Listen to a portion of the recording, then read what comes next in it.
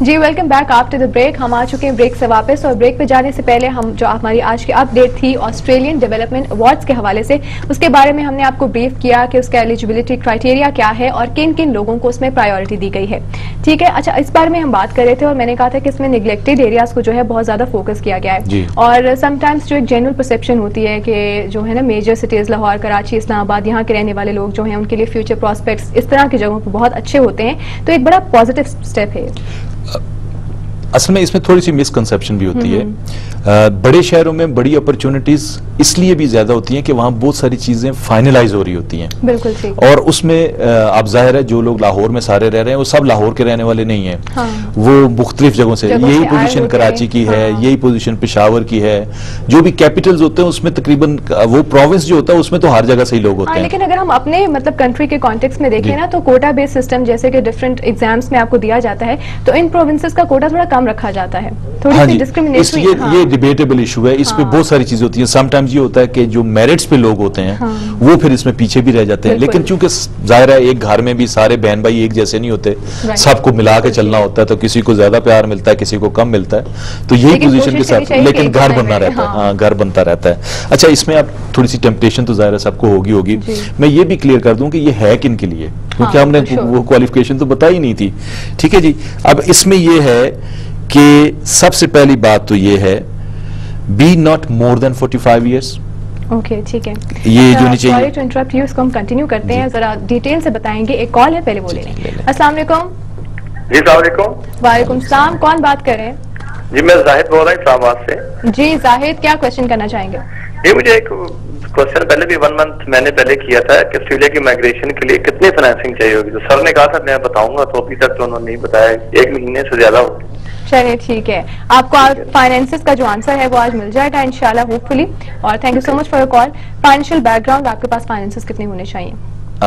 शायद अभी हम ब्रेक में कुछ इसी चीज को डिस्कस भी कर रहे थे।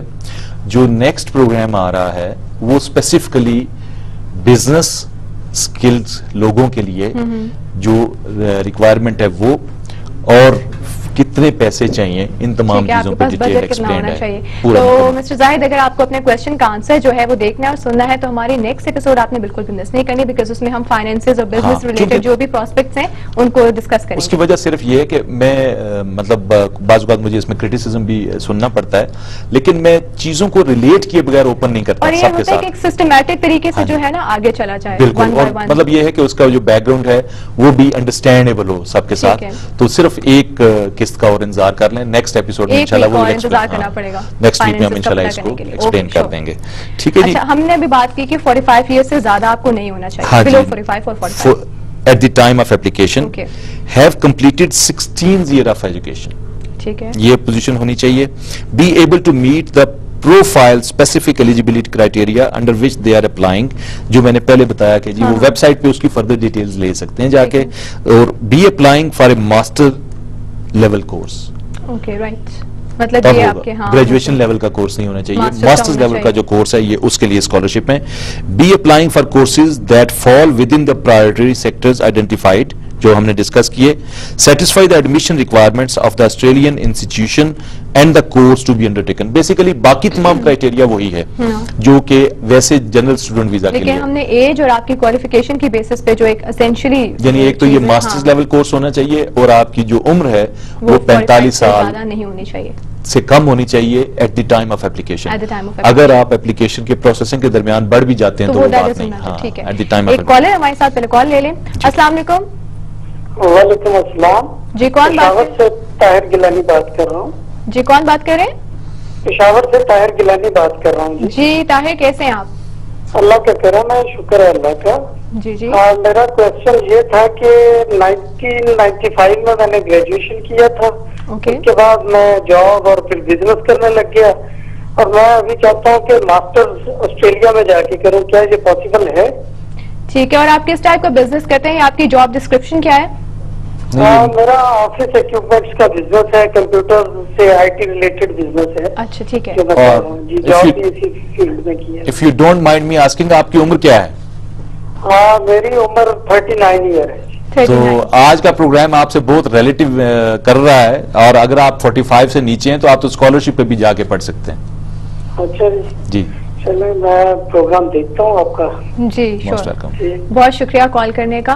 39 इयर्स इनकी एज है, 45 से नीचे हैं और फिर इन्होंने मास्टर्स प्रोग्राम के लिए जाना भी चाह रहे हैं बिकॉज़ ग्रेजुएशन इन्होंने ऑलरेडी किया हुआ है, सो इसके लिए अप्लाई कर सकते हैं। 16 ईयर फॉर एजुकेशन का क्राइटेरिया भी ये मीट कर रहे हैं और जो प्रोग्राम है वो ये चूज कर लें। और पेशावर से हैं तो प्रायोरिटी जो हमारी जगह है केपीके में भी उसमें भी आ रहे हैं, ये बिल्कुल इन तमाम चीजों पे आ रहे हैं। ठीक है जी, अब जो इससे अगली चीज है सारा वो ये है कि जो शर्त है, सबसे बड़ी जो शर्त है वो ये है कि must return to his her home country to take up a position that utilises his her study for a minimum period of 2 years। Very nice, बहुत अच्छी बात है, ये सबसे बेस्ट चीज है। आप पे ऑस्ट्रेलियन गवर्नमेंट इन्वेस्टमेंट कर रही है कि आप अपनी एबिलिटी को यूटिलाइज करो अपने कंट्री। आप हमारे मुल्क में आइए, हमारे स्कॉलरशिप पे पढ़िए और उस स्कॉलरशिप पे जो आप इल्म हासिल करें उसको वापस अपने मुल्क में जाके कम से कम 2 साल जो है उसको यूटिलाइज करें। आप अपने इदारे की, अपने मुल्क की खिदमत करें।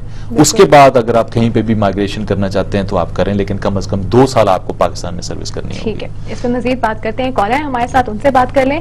हेलो, अस्सलाम वालेकुम जी, कौन बात? मैम मैं डिस्कस से वकास बात कर रहा हूँ। जी वकास, क्या क्वेश्चन है आपका?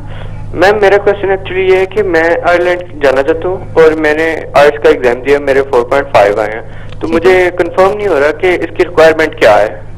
आयरलैंड की रिक्वायरमेंट्स क्या है और आपका स्कोर 4.5 आपने बताया?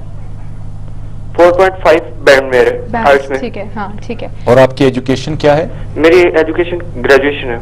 ग्रेजुएशन आपने किया हुआ है। चलिए जी, thank you so much for your call. डस्का से आज काफी कॉल्स आ रही हैं। हाँ जी। और आयरलैंड से रिलेटेड इनका क्वेश्चन था। आयरलैंड में फ्रैंकली स्पीकिंग आयरलैंड जो है कोई इतना स्टूडेंट फ्रेंडली कंट्री नहीं है। अच्छा ठीक है, बट स्टिल हो सकता है कि लेकिन अगर ये दाखिला लेना चाहते हैं तो उस हवाले से जो पोजीशन है वो ये है कि इदारे से रब्ता करेंगे। ठीक है, इदारे को अपने क्रेडेंशियल्स भेजेंगे, वो इदारा अगर इनको 4.5 के साथ एक्सेप्ट करेगा तो फिर ये केस प्रोसेस कर सकते हैं। 4.5 आपके ख्याल में काफी है? मेरा ख्याल है अच्छा नहीं है। अच्छा नहीं है? मेरे ख्याल में 4.5, क्योंकि एटलीस्ट 5.5 तो जो है ना वो एवरेज में आ जाता है। 5 को तो आप एक्सीड करो। हाँ जी, 5 को करें। और इसीलिए मैंने कहा कि अगर इनका इदारा एक्सेप्ट करेगा तो इन सम केसेस इदारे जो है वो एक्सेप्ट कर लेते हैं। अगर उस पोजीशन में हो जाता है तो फिर भी इनको वीजा में प्रॉब्लम्स आ सकती हैं। इसलिए मेरी जो इनको सजेशन होगी वो ये होगी कि आइल्स ये इम्प्रूव करें, 5.5 से ज्यादा जाएं, 6 तो आ जाना चाहिए। 5.5 या 6 ले लें, फिर इनको कोई इंस्टीट्यूशन ले लेगा, उस पोजीशन में ये प्रोसेस कर सकें। कांटेक्ट करें, उनकी बेसिस पे उनका क्या क्राइटेरिया उसके अकॉर्डिंग इनको डिसाइड करना है। जी जी, डिसाइड करना। ठीक है, आज हमने बात कर ली अपने पॉइंट बेस्ड सिस्टम को जो है उसको कंप्लीट किया और सेकेंडली ये जो है सरप्राइजिंग अपडेट वो अपने व्यूअर्स के साथ शेयर की। सो जाते जाते कश्मीर डे पे अगर आप कुछ वर्ड्स शेयर करना चाहें। सारा एक तो बीइंग कश्मीरी, मैं ये कहूंगा कि इसलिए मैं बार-बार आपको कह रही हूं, मैं सबका, गवर्नमेंट का, पब्लिक का, सब लोगों का, जो लोग बेसिकली इस यकजहती का इजहार है और हमारे इस जेन्युइन राइट को सपोर्ट कर रहे हैं, वे हमारे साथ खड़े हैं मोरली, एक तो वो शुक्रिया अदा करना चाहिए। और साथ के साथ कश्मीर के लोग जो हैं वो जलजले का भी हम बने, और उस वक्त पे भी मतलब आलमी बरादरी ने हमारी मदद की सारी, और ये इस चीज को रिकग्नाइज करते हैं सारे लोग। लेकिन साथ के साथ जो मकबूजा कश्मीर में सूरत हाल है, इजहार यकजहती के जब हम बात करते हैं ना, तो उस चीजों में हमें इनको भी देखना है कि जरूरी नहीं होता कि हर एक चीज का हल जो है वो एग्रेशन ही है, ऐसा नहीं होता। लेकिन पीसफुली भी हैंडल किया जा सकता है। एटलीस्ट आपकी जो वॉइस लोगों तक पहुंच रही है, उसको लेके जाया जा रहा है, उसमें फर्दर काम करने की जरूरत है। वो हमें करना चाहिए, वो कंट्रीब्यूट करना चाहिए। और मुझे यकीन है इंशाअल्लाह अज़ीज़ कि हम अपनी जिंदगी में इस हक को हासिल कर सकेंगे इंशाअल्लाह जरूर।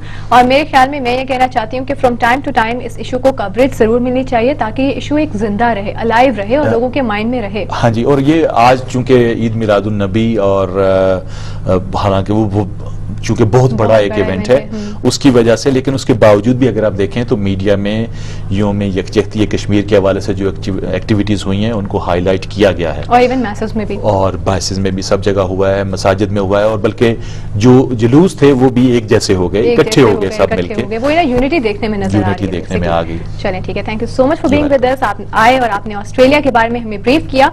आई होप व्यूअर्स आपने आज का प्रोग्राम जो है वो डेफिनेटली एंजॉय किया होगा। अपना फीडबैक हमें देना मत भूलिएगा, उसके लिए आप हमें ईमेल कर सकते हैं @visaguide@kohinoor.tv, या फिर अपनी सजेशंस जो है वो हमारी फेसबुक वॉल है visaguide@kohinoor TV जो है इसको ज्वाइन कीजिए, वहां पर पोस्ट कर सकते हैं।